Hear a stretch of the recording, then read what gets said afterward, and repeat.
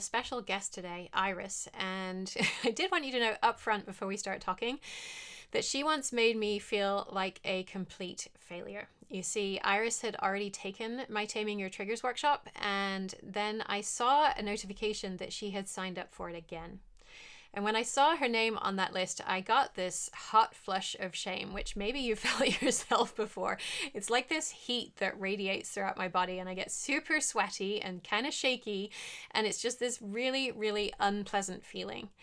And so I saw her name and I got this flush of shame because my first thought was, if I was any good at teaching this stuff about helping parents to navigate their triggered feelings more effectively, shouldn't they be able to get through this workshop once and get what they need out of it the first time? And to be really honest with you, a lot of people do. Many people experience what I call a non-cognitive shift during the workshop. And what that means is that they're no longer trying to convince themselves of a way of interacting with their children or trying to remember a script that they're going to follow. They've just taken on a new way of being in relationships with their children. I remember one participant in particular who has given me permission to share her story with you. She had been in therapy a number of times in her life, and she was so frustrated because every time she went to therapy, her therapist would say, well, can we talk about your mom? And she's like, why does it always have to be about my mom? And it turned out that her mom was an alcoholic and didn't remember most of what happened in this woman's childhood. And the parent that I was working with knew that forgiveness was a really important part of this journey, but she wasn't able to do it. And she didn't want to just say, I forgive you, without it, with those words being so sort of meaningless and empty. She said that she had sympathy for the struggles that she knew her mom had had, but she had no empathy. Like, she couldn't actually take that on and experience it and understand it at a physical level. And it was through actually the very first stages of the Taming Your Triggers workshop where she saw all the hundreds of other parents in the workshop introducing themselves and saying how they were struggling and what was going on in their lives, that she had this non-cognitive shift, and she realized for the first time truly what it must have been like to be her mom and struggling so much. And she said it was like, I couldn't just say forgiveness, I needed to be it. I needed to be forgiveness. And she said, I'd never felt that before in all of my years of therapy and all of my years of working on this. And I felt it here in this workshop. And she reached out to her mom. Her mom was away for the weekend, and they had this beautiful little text conversation that the parent reproduced for us, and basically said, I forgive you. And her mom just responded and said, this is such a weight off my shoulders. Thank you so much. And so many parents do have this kind of shift in just one session. Other parents will get stuck at some point. The reason that we have these triggered feelings is that our brains have created these responses as a way of handling stress, particularly when we were younger. And the options for how we handle stress were much more limited. Our parents allowed us to show up in relationship with them in a certain way, and other kinds of reactions were not welcome. And so our brains created these reactions as a way of coping with that. And so when we start to learn about that and to try to heal from it and to learn different tools, sometimes our brains will just say, that's too scary. I can't do that. I'm not ready to do that. I'm not willing to do that. And maybe we might create an excuse like, oh, I just don't have time to do the homework this week, or I'm just going to, let this one slide a little bit. And then maybe another week goes by and we feel like, well, we had a question about what happened last week, but we can't answer it anymore because we've moved on, and that's embarrassing. And so we just kind of fall by the wayside. But then they realize that things are not better, that we are still having these difficult reactions to our child's behavior. And then those parents very often come back. I've heard of multiple parents actually since I met Iris taking the workshop several times. One parent who's in a community that we're both in said that the first time she took it, she was really learning the concepts. Like, she was learning what is a trigger? Why do I get triggered? How do I identify the feelings that are leading up to getting triggered? And then the second time around, she's really going deeper on the tools. Like, what are the tools I can use to show up differently in this relationship with my child? And then came back for a third time actually to really fine tune that and get more practice in using those with her child. And she said at the end of it, we're not perfect now. We're not perfect. And that's honestly not where we're going. We're not leading towards perfect relationships, but we're doing a lot better. And so what I realized through talking with Iris and through these other parents who have done this workshop multiple times is this isn't about me. And how often is that a lesson we need to know in life, right? This isn't about how I teach, what I teach. It's about parents getting what they need out of this workshop when they're taking it, in the particular circumstances that they're taking it. And we meet you where you are, and we allow you to get what you need out of it. And if that is everything all in one go, that's great. Good for you. If it's not, that's just as fine. And we'll be here to support you with what you are willing to do, what you are capable of doing right now. So I can't tell you in advance if you would be a one and doneer or if you would be one of the people who ends up taking it multiple times. But what I can tell you is that what we learn through this workshop is really life-changing in terms of how we can be in relationships with other people that trigger you right now, whether that's a child, whether that's a spouse, whether that's a parent or an in-law, and that is going to shift how they can show up in their relationship with you. So I just want to say thank you to Iris for her trust, for her big heart, for showing up with such vulnerability, and for making so many amazing contributions to the other parents in our community as well. So we're all in this parenting journey together, and I appreciate you all so much. For the parents who have been through the Taming Your Triggers workshop already, the alumni, I see you. I see how you're working to heal yourselves so that you can be in relationships with people in a way that is aligned with your values. So if you would like to get started on your journey yourself, I would invite you to hear from Iris a little bit about her experiences. Hello and welcome to the Your Parenting Mojo podcast. We're here with a very special guest today, parent Iris. Iris, I wonder if you wouldn't mind telling us just a little bit about you and your family. Where are you in the world? Where are you from?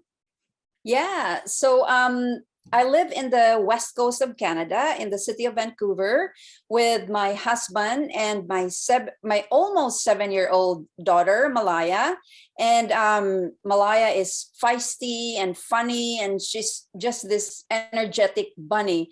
Oh, she's human. She's human, but not a rabbit. But she is like an energizer bunny, just going on and on and on, and And I work in a field where not many people want to talk about it or maybe even think about it. And that is in the field of death and dying. And so I guess most parents are familiar with childbirth educator or birth doula. And so I like to think of it, not my work, not as an opposite, but as the other part of life. And so I support people who are grieving and, just practical and heart-centered end of life planning. So it's from wills and advanced care directives to how would you like to be cared for after you die, and rituals and ceremonies and things like that. So I'm an end of life educator and end of life doula. And one important thing, I immigrated to Canada from the Philippines in 2005. And in the summer of that year, I met a man that became my husband. And in the beginning, I was sort of sitting on the fence if I'm going to have a child. My husband already had a daughter from a previous marriage, but he was asking me, okay, if you want a child, you decide, I'm okay either way. And at first I was like, no, this philosophical and existential kind of back and forth. And so I was trying to get pregnant, and I knew I wanted a child when it was clear that I probably wouldn't get pregnant. I was having a hard time getting pregnant. And so after 6 years of fertility treatment and roller coaster of emotions, at the ripe age of 41, I gave birth to Malaya. And by this time I've had I would say meaningful and successful work life. And so in positions of big responsibility. And I was like, motherhood, what can be, no, it's I'll be okay. I've done these things, and like motherhood, it's just, I can do this. Famous last words. Yes. Yeah. And of course there's the added challenge of when you've worked so hard to get a baby, to have a baby, and then to have these moments where you just want to wring that child's neck. It's like, how can these two things go together? Yeah. So yeah, I'm sure we'll talk about that in a minute. But the reason that I wanted to talk with you is because you've just finished the most recent round of the Taming Your Triggers workshop, and this was not your first time. And I first realized that you'd taken it multiple times when I think you were on your third time around. And I think you'd maybe lurked in the community a first couple times. And so I didn't really know that you were there as much. And then when I saw your name come through again on the participant list, I thought, my first thought was this massive hot flush of shame, because I was just thinking, why do people have to come back and do this multiple times? If I was a good teacher, shouldn't I be able to transfer this knowledge to you and send you out the door and on to live your life? And so there was this real moment of fear and shame when I first saw that you were taking the workshop multiple times.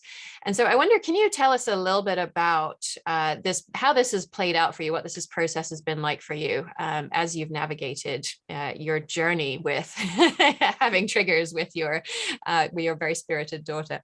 Yeah. So first off, Jen, I would like to say sorry for being for triggering your shame or something. Apology accepted. And you're right. The first two times I was just lurking around the community, and I will talk more about that.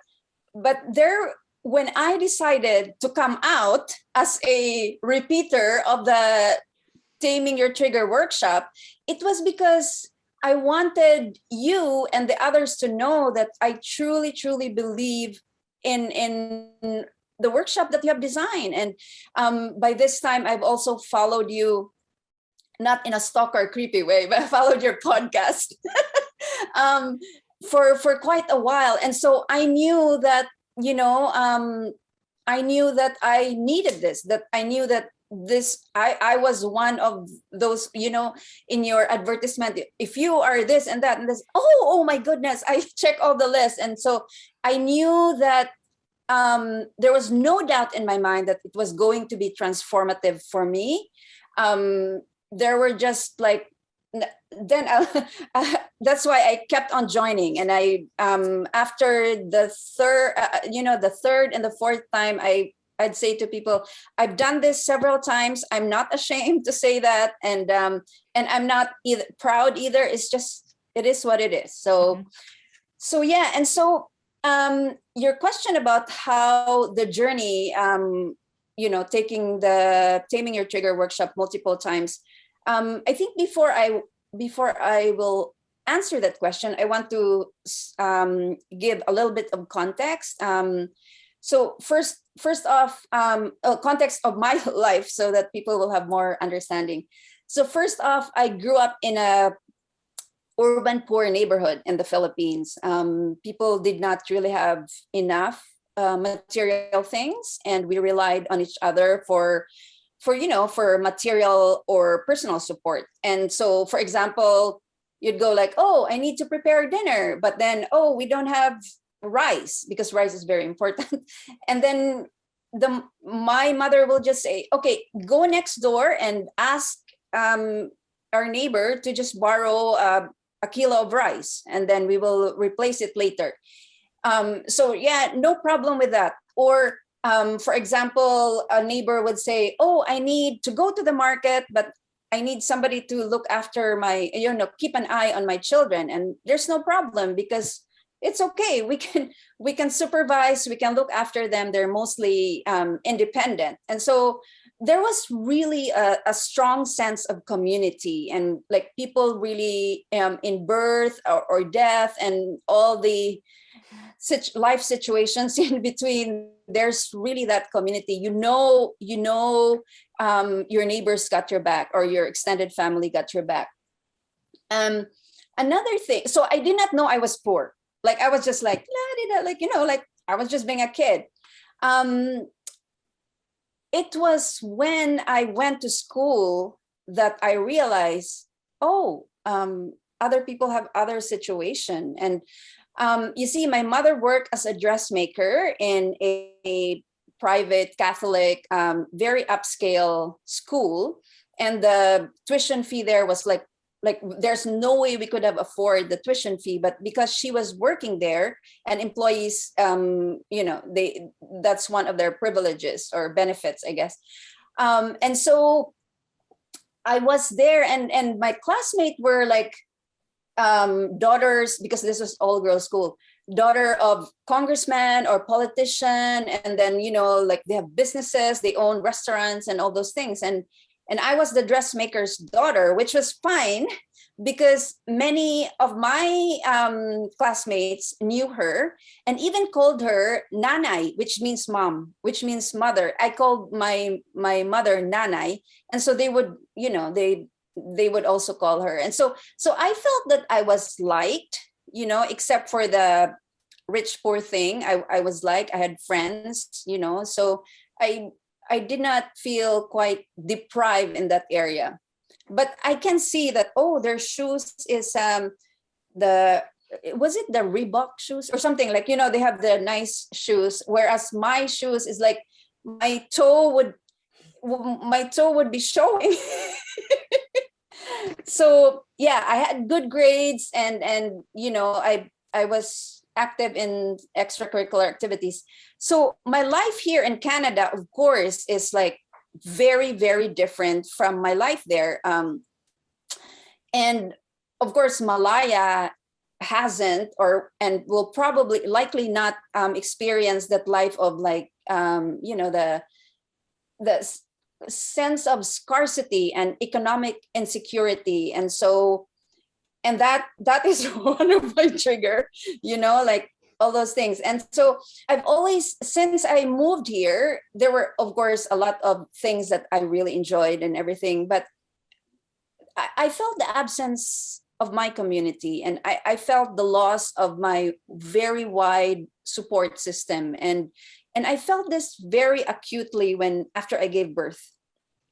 And so it wasn't a surprise to me when my doctor said, Iris, you have postpartum depression. And I sort of knew it beforehand because I've been having low-grade depression since I came here. And, so like it doesn't take a rocket scientist to know, to know that. So I joined a lot of support groups for new moms. I was in individual counseling, and that's one good thing about being here in Canada. There's like social support system as well.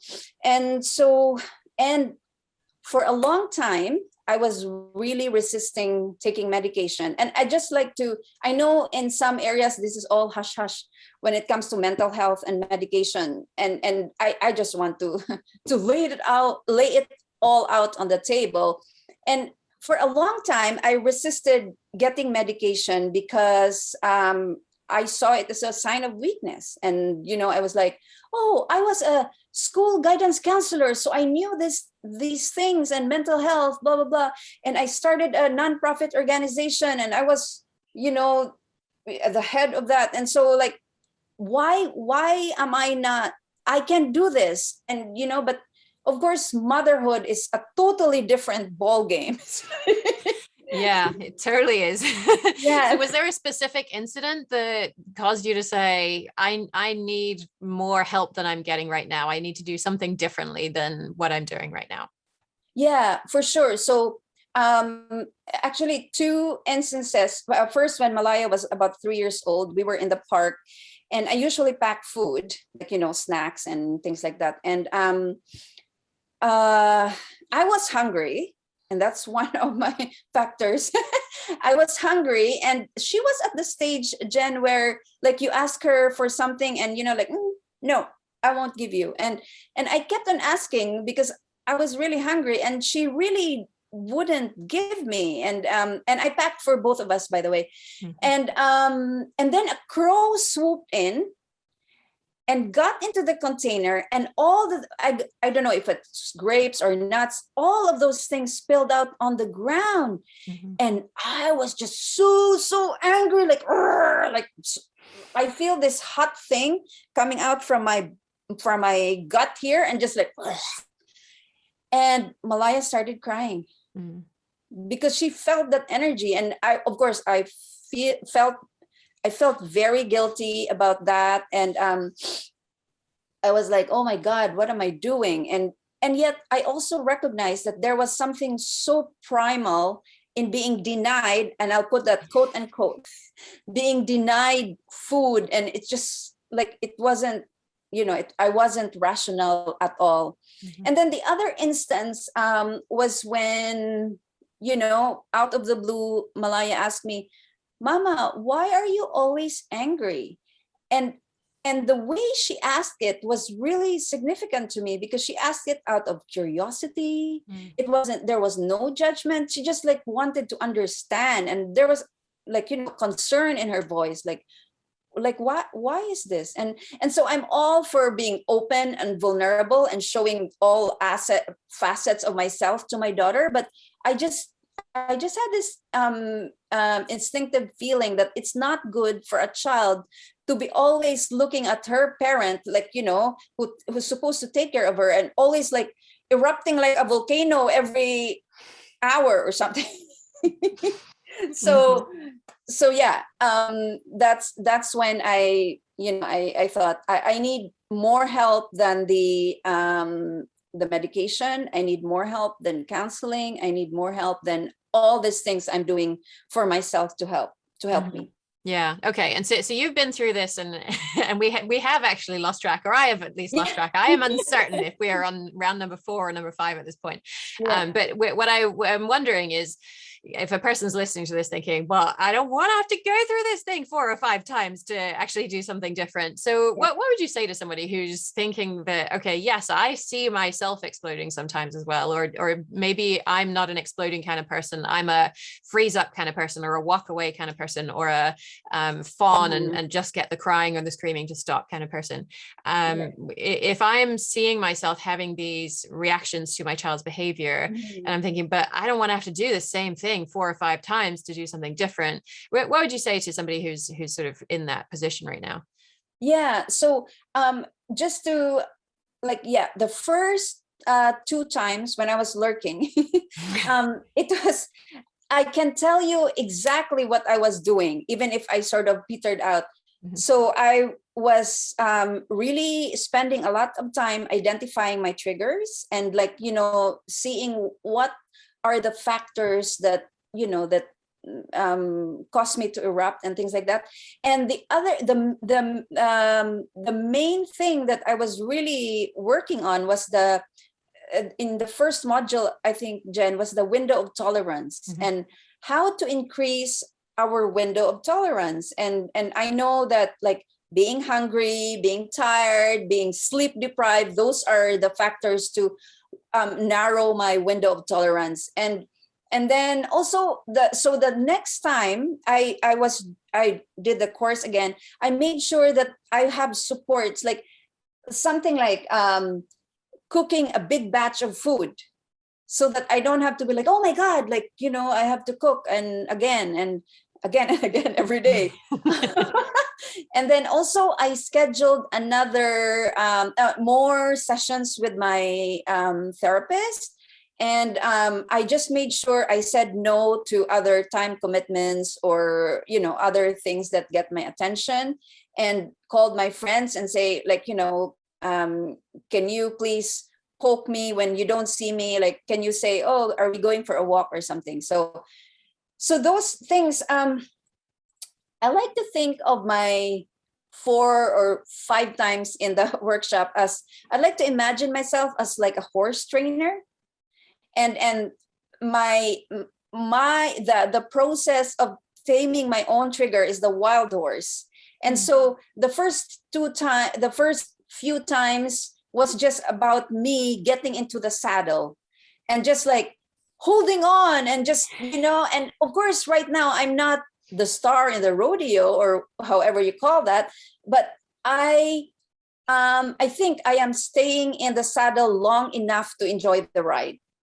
Is my metaphor for it. So yeah, that was that was it. And then the more every time I register again, I learn more and more, and I cover more and more module.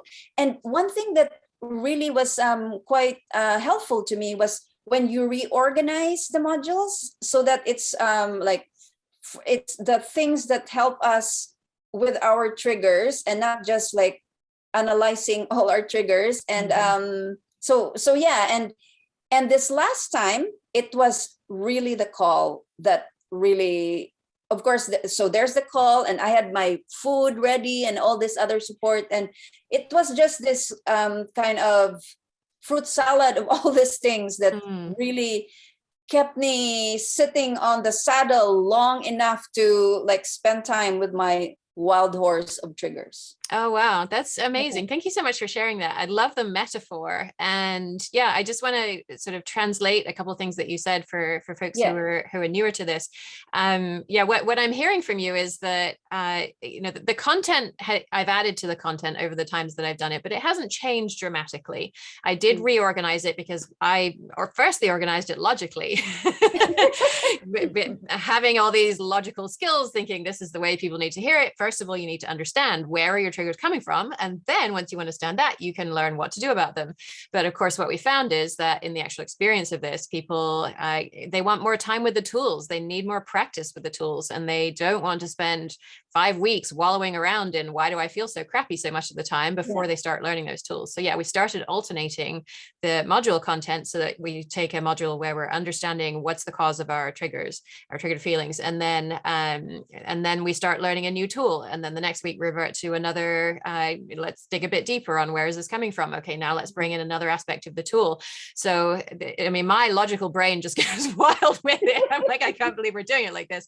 But it seemed as though it really helped people to get the practice they need with it, and also to not feel as though, oh my goodness, when are we actually going to learn the stuff that's going to help, rather than just the understanding of where it came from. So I think that part's important. And then the second part that I think is super important is basically what your metaphor is saying is that very often it's our brains that are trying to protect us from engaging with this content. It's not necessarily that I added new content that you had to keep coming back for. It's that your brain was putting into place all of these mechanisms to say, this is really scary and I'm not ready to deal with this right now. And so I remember you telling me that you would have these really physical responses. You would be physically ill after going through this. And this does not happen to everybody. But the experience of it was overwhelming. And, not everybody is going to need massive meal prep planning and all of the other stuff. But if you are a kind of person who processes things very deeply, then those kinds of supports can be super useful. The time commitment itself is not very much, but when you're really trying to shift something, it can take a lot out of you. And the deeper you engage with that, the more your brain is thinking, but I use these ways of being in the world to protect myself. I set these things up to protect myself. And you're saying, yes, thank you for doing that. I'm so glad you did that. And also it's not helping me anymore. And so I'm going to try and learn some new tools. And so that's you hanging on this time. You've gotten beyond the phase where you're just hanging on eyes wide, trying to stay on as the bucking bronco is trying to kick you off. And you're like, okay, we're here now. This is what we're doing. And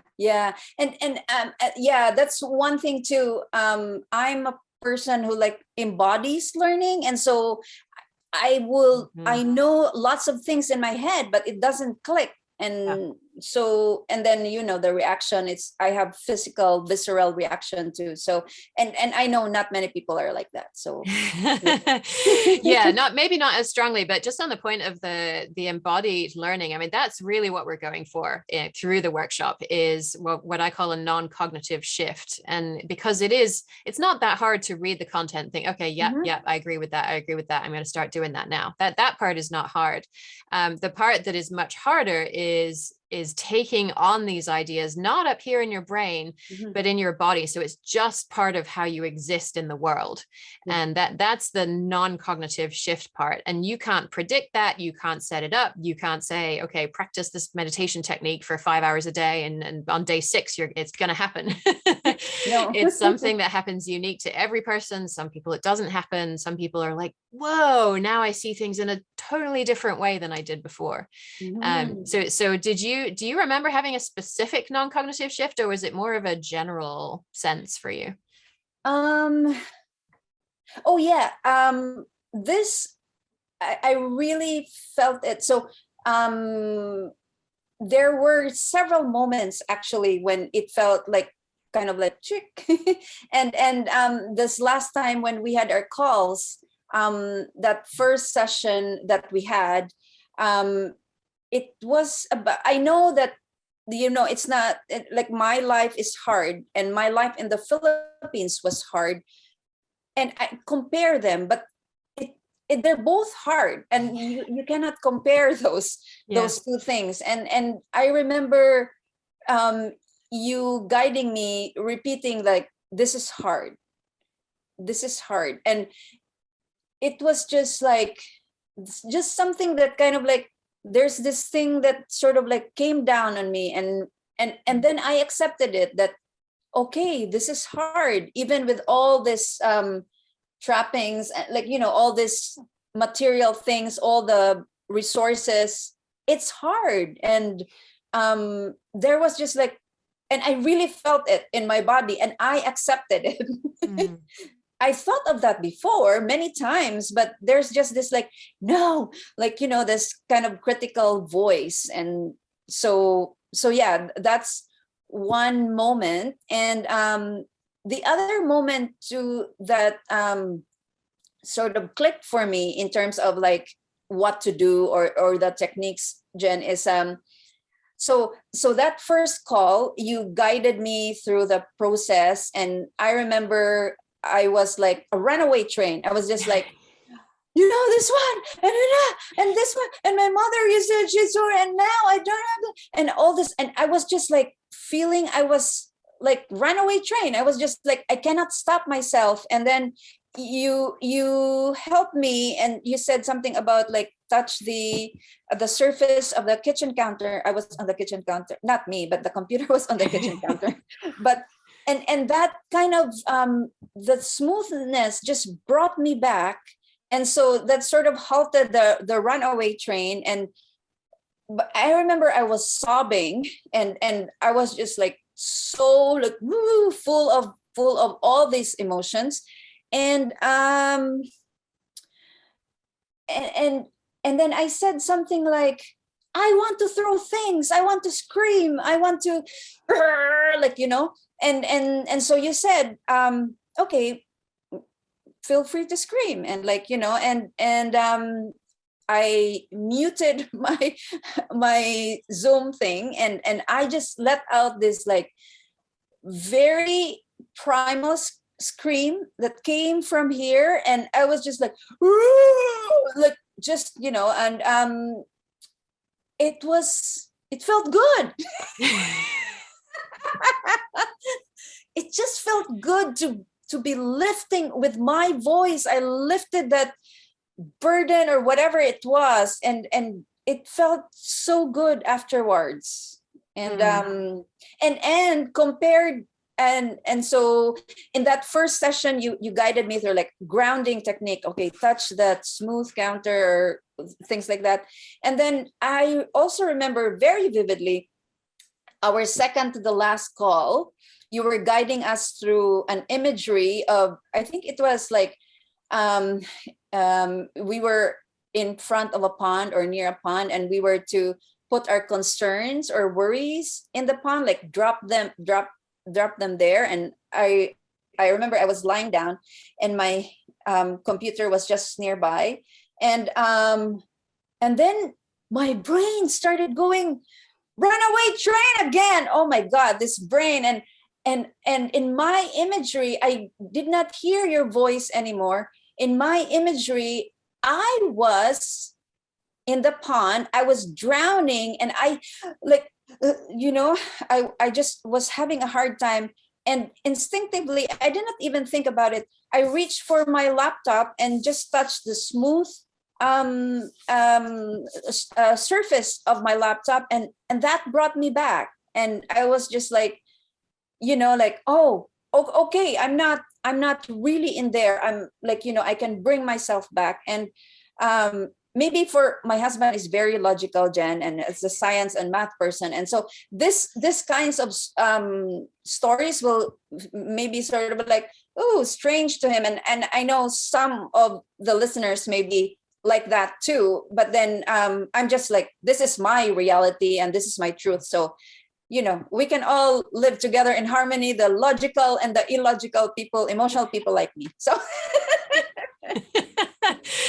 Yeah, I mean, oh my goodness, you just took me back to that call. So when we do the group coaching calls, we have them usually every other week. And yeah, so I think the one you were talking about was probably the first call you mentioned was probably the second call, when we've built up a little bit of trust between the participants. And okay, yeah. So we're there to support each other. And yeah, I remember you were sort of spiraling, right? And this is a grounding technique of reaching out and touching something that's around you that gets you out of your stories. And so I mean, I get goosebumps just thinking about that scream. I was actually hoping you would leave the microphone on so that we could hear it, but you turned it off and you put it on mute. And I wonder actually if that made it even more indelible, because I just remember you were hunched over, and so you were in one corner of the frame, and your whole face is, I mean, the scream is just taking over every part of you that I can see. It was just such a primal, visceral moment. And then it really did feel as though that shifted something for you. And then I think one thing that people who are new to group coaching are like, isn't it weird to be talking about yourself with other people who are watching? But and could it really help me if I'm not the one being talked to? And what was really interesting, I think, for the people watching was to see you just be so raw and vulnerable. And then 10 minutes later, I was talking to somebody else and I saw you sitting there eating your breakfast. And I said, can we just zoom in on this moment for a second? And you were like totally placid, to stick with the water metaphor. And I think it was just such a profound realization for people on the call to see that we can be in what just feels like it's just taking over our bodies. And if we don't hang on to it, if we let it pass through us, it will keep going. It's when we hang on that it creates so much struggle for us. Mm-hmm. And then it's okay. And then we can move on with our lives and sit there and have our breakfast and hear other people being coached and get something out of that. So mm-hmm. that was truly a profound moment for me. And I think also for a lot of people on the call who are watching that as well. Mm-hmm. I wonder if you want to speak maybe to, like, we have these group calls and I coach you through different exercises and stuff. Is it weird for you? Is any of the meditation stuff, you're like, why are we doing this? And then you do it. And then, I help you to do it. And then you do it yourself. And you're like, oh, the penny drops. What is that process like for you of being on those calls? Yeah. So I am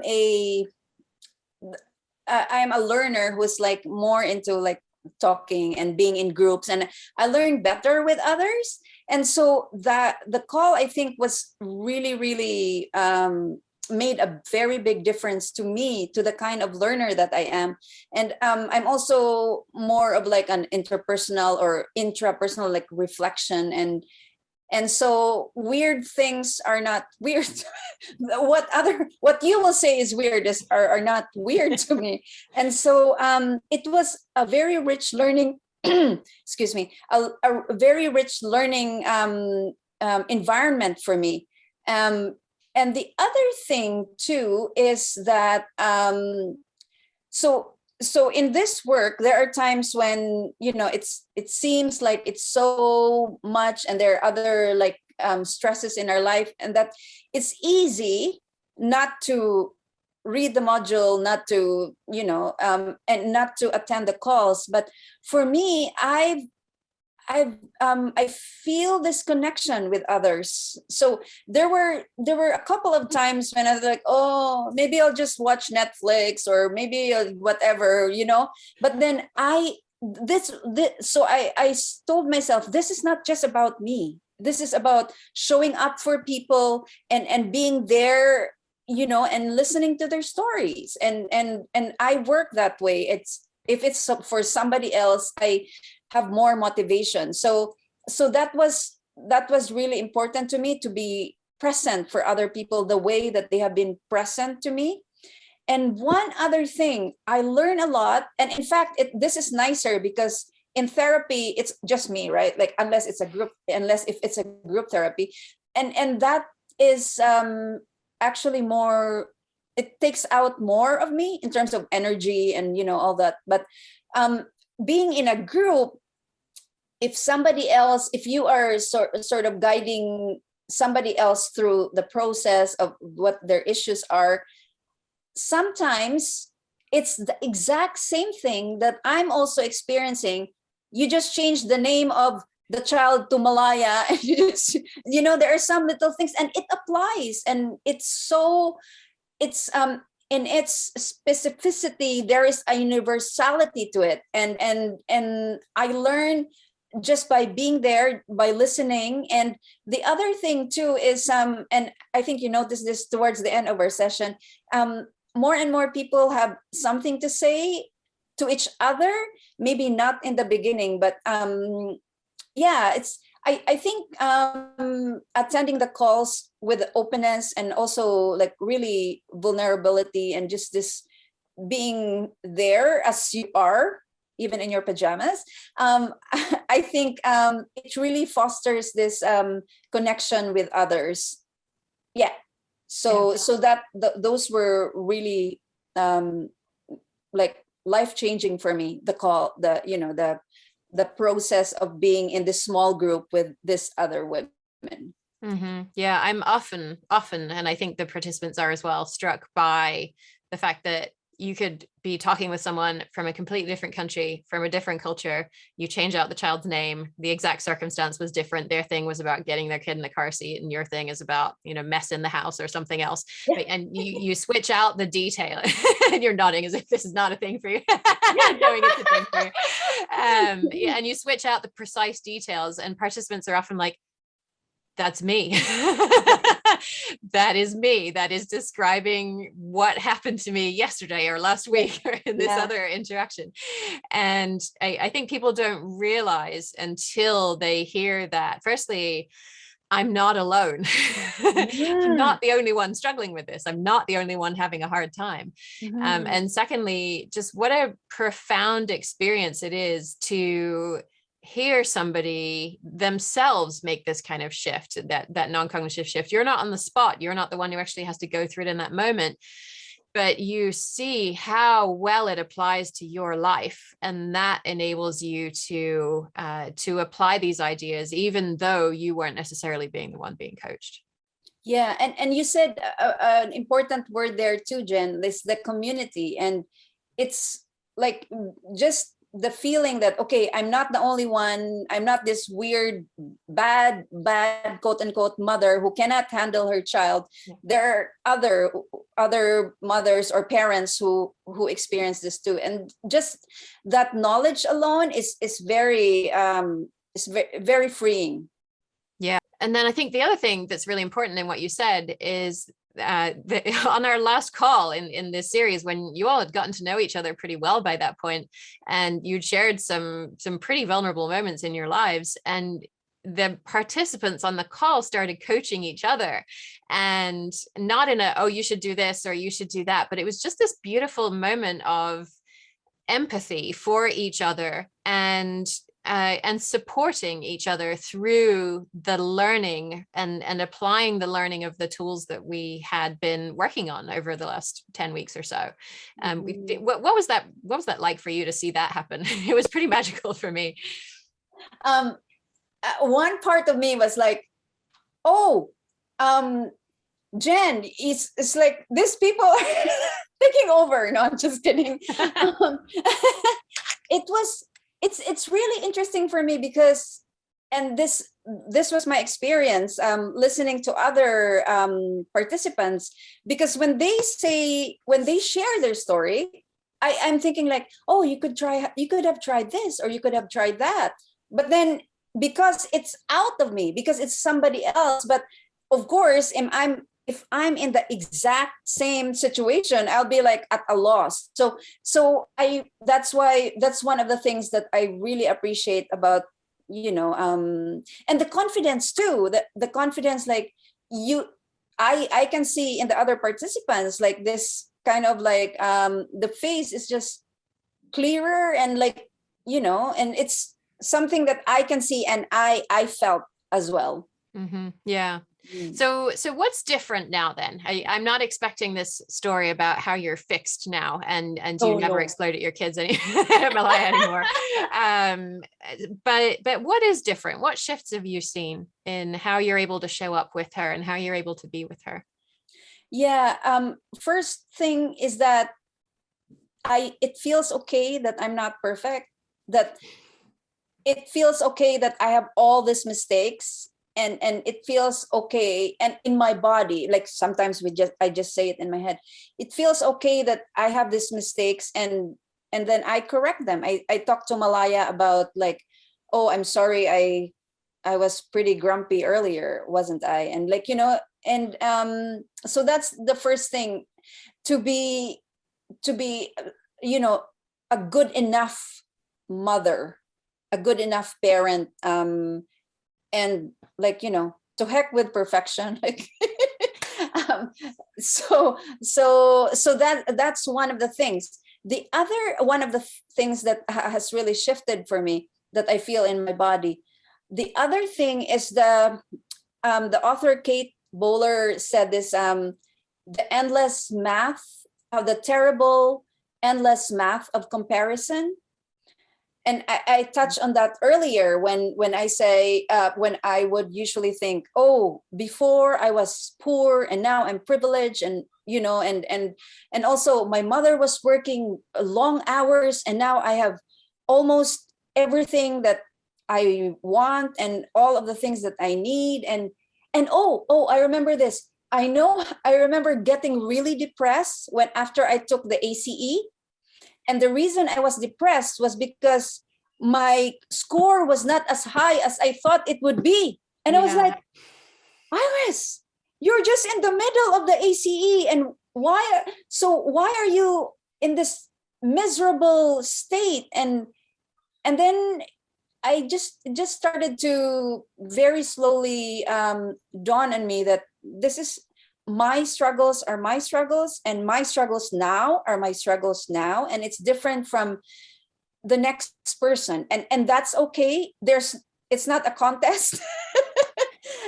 It's not a contest, and it's not about who has the worst or the better misery, and because I was really sort of beating my chest with like, somebody else's ACE is this is higher than you, and you, why are you like that? Look at this person, like, she's way more resilient. And so I'm also, I was raised Catholic too, Jen, so there's that self-flagellation, yeah. And then the other thing too is that I'm starting to let go of the old stories, the stories that doesn't serve me anymore. And I remember I had some issues with my computer one time before our call, and I said something about, my neighbor, who's the tech guy, looked at my computer and said that, you haven't updated your operating system for years. And then and I was just like, oh, this is the metaphor of my life. Updated my operating system, and one specific example of that is like, of course, I don't know if this will come as a surprise to you. I was not the most obedient child. No, I'm not shocked. and my father, when he gets frustrated with me, he would say like, Iris, the time will come when you will have your own child, and your child will be more difficult than you, and I curse you. And so I thought that this was some kind of a curse to on me. And so when I was having a hard time with Malaya, I was like, oh my God, this is the curse. and it's parenting is just difficult, whether you are cursed. so that is one thing. And the other important thing that I'm still continuing to sort of like percolate in my mind is how I see power and respect. Because respect for the elders, for those who are older than you, is just like, it is no buts, no ifs, like don't question and all these things.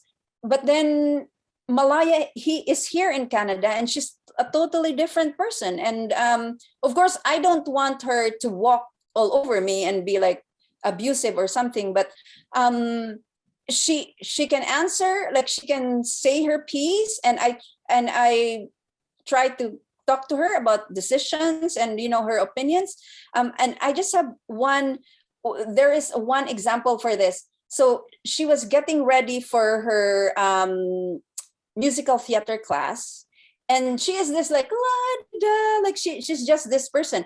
And so I said, I used my Filipino mom tactic. I said, "Ooh, Malaya, you are dilly-dallying there. If you are late to your practice, to your rehearsal, the teacher will replace you." And then I said like that. And so she went to the breakfast table, and then after a while she said, "Mama, I don't think the teachers will do that, because first of all, that's mean. And second, we're children." And she said, "I don't think they will replace me." And then she said, "I've memorized my lines. I know where to go." So, and I was like, dang, my scaring tactics didn't work. And I just laughed. I said, "Yeah, you're right." But if it was a different, when I was growing up, it was like, you do this, no questions, just follow. Yeah. And that's the thing about that respect, right? In air quotes, is it's one way. It's you, child, will respect me, parent, Yes. because I'm older and because I said so. There's no respect that flows the other way. And so whether or not you come from the Philippines, I think that adultish culture has been the same in many, many, many places around the world, particularly places with a colonial history, including the US, including England. And that this idea of the child respecting the parent is paramount. But if we think about it, is it really respect? Isn't it more fear? Yeah, exactly. Yeah. It's not really respect that we're feeling when our parent is trying to coerce us into doing something, because that's the only tool that they have, right? In that difficult moment, that was the only tool that you thought you had to get her out the door to go.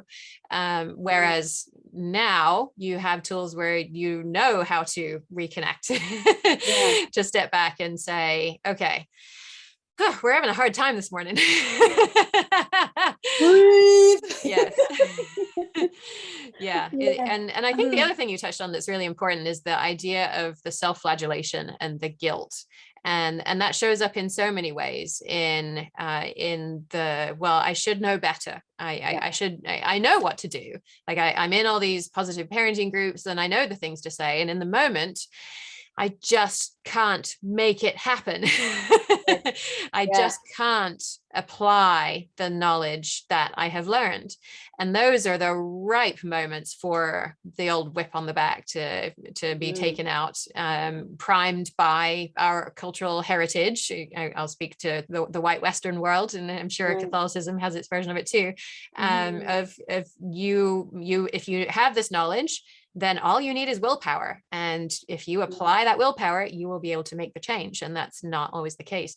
Do you see less of that sort of guilt and self-flagellation now? What's happened there?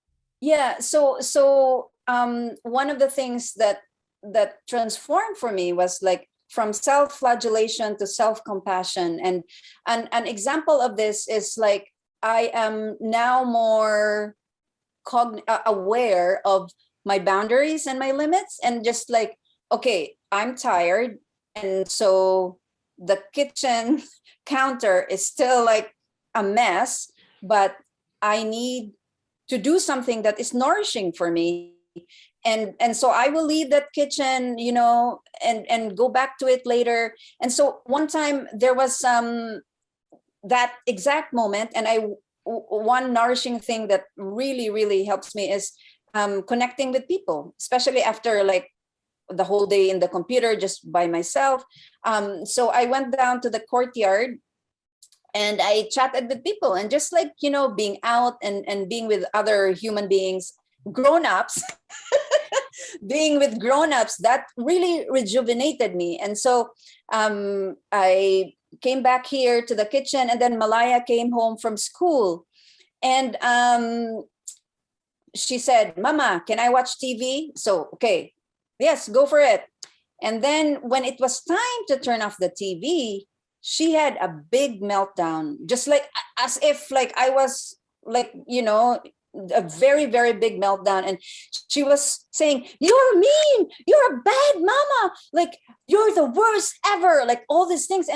And before, those kinds of things really like, it really gets me going. But because I paused earlier in that afternoon to just recharge myself, and then I had the space inside of me to just pause and not get angry, and looked at her and just allowed her to release whatever this pent up emotion, and not say like, how dare you, or things like that. And so after a while, she mellowed down, and she went and played with her toys. And then I was making dinner, and then she said, Mama. So she was calling me, and I said, okay, yes, Malaya, what can I do for you? And then she said, I love you, you're the best mom ever. And I thought, okay, thank you, I love you too. So it was, but I knew if it was like the before times, she and I will be like this. So so those are the kinds of things that really made some, like, transform things for me, not just in this big, like macro big picture way, but this like small moments. Yeah, I just want to pull out a couple of key moments in what you were describing there. I think the first one is your decision to, you looked at the kitchen, and it's so easy just to get sucked in that moment and think, I have to tidy it up. There is no other option here. I cannot let this go. And instead, you noticed that you were in this almost sort of a choice point kind of moment. And okay, there's this thing that is going to need to be done at some point. And also I need some nourishment. And these two activities are not necessarily going to fit well together. Maybe that there are probably some people who get some nourishment from cleaning. I think those people are out there in the world. I'm not one of them. You're not one of them. And you saw that you needed something different. And then you went and did that. You put something in place that said, I am going to take some time for myself. I am worthy of taking time for myself that is not connected to cleaning. Yeah. And that created a wider window of tolerance for you. And then when your daughter's having this meltdown, that wider window of tolerance enables you to not just click into your old patterns, your old ways of reacting. It created that pause, and that pause is like the magic moment, right? That's when everything happens. And that's what we spend so much time on in the workshop, is creating and lengthening that pause so that you have that time to choose how you're going to respond instead of just having the instant reaction. And then the third piece to come out of it, of course, is going from I hate you, you're a terrible parent, to I love you, mama. And I think what is she really saying here, right? What she's saying is, I needed that space, and I felt safe because you allowed me that space, and I love you for what you were able to give to me in that moment when I was really struggling. That's what she's saying, right? When she's saying that right after that happened. So that makes me feel like, oh, cry. Yeah. Yeah. Yeah, I mean, it's so profound if you break these interactions down and say, okay, what is really happening here? What is my behavior coming from? You know, where is my behavior coming from? Why am I having a hard time? Where is my child's behavior coming from? Why are they having a hard time? And of course, you could also use some of the other tools we talked about to understand, is this about TV? Is this about something that happened at school today? What's really going on in all of this? But you held space in that moment. You didn't try to fix any problem. You didn't try and talk her down. You just allowed her to express what she needed to express. And over time, the form of that expression will shift. And if you know, some children will throw things, and we're of course coaching them to express their feelings in a way that isn't destructive to people or property. But we're holding space for even the most difficult feelings, so that when they have difficult feelings in the future, when they're older, when things get really hairy, that they know that we can be there for them through that, because we've showed it to them so many times throughout the path, so along the way. So I mean, it's such profound groundwork that you're laying here. It's incredible.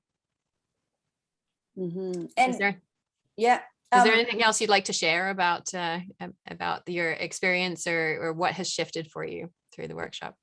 Yeah. So one thing that really made me think of and I'm also in the parenting group and the learning supporting learning membership. So when you said you didn't really stalk me, that was it was only partially true. Yeah. So I think of the Taming Your Triggers workshop as you not giving a formula. I wish there was some kind of magic formula. But wouldn't of course, be easier? it will probably be easier, and you will be a millionaire. I would.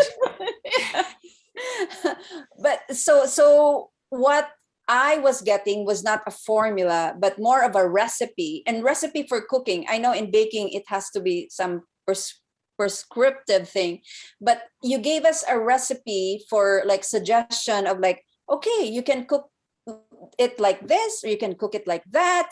And not just the way how to cook it, quote unquote, but also you gave us the ingredients like mindfulness and those really very like the grounding techniques and you know, problem solving skills and all those things, all those ingredients. I don't have an abundance of them, or like, you know, but they are there, and I can pull some to depending on the situation with my daughter. So and so I'm also moving from the guilt that I've been feeling to more of a gratitude that, you know, it's okay, I'm here, I'm not perfect, but I'm here and I'm holding on to my saddle and I'm enjoying my ride a little bit. So yeah, I think your work is really important, not just to parents, but in, you know, in